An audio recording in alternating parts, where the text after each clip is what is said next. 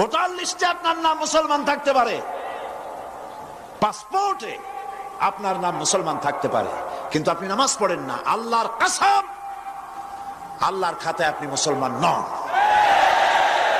আপনি দেশের প্রেসিডেন্ট, প্রধানমন্ত্রী হতে পারেন, পররাষ্ট্র স্বরাষ্ট্রমন্ত্রী হতে পারেন, পুলিশ আপনাকে স্যালুট দেয়, বিডিআর স্যালুট মারে, সবই ঠিক আছে, কিন্তু আপনি যদি নামাজ না পড়েন, আমার দেশের সদর ঘাটে কুলি বোঝা টানিয়া পেট চালায় যে, সেই কুলিটা যদি নামাজি হয়, দিনদার হয়, পরহেজগার হয়, আল্লাহরে ভয় করে, তাহলে বেনামাজি প্রেসিডেন্ট, বেনামাজি প্রধানমন্ত্রী, বেনামাজি মন্ত্রীর চাইতে আল্লাহর কাছে কুলি, মাঝি, রিকশাওয়ালার মর্যাদা হাজার হাজার গুণ বেশি।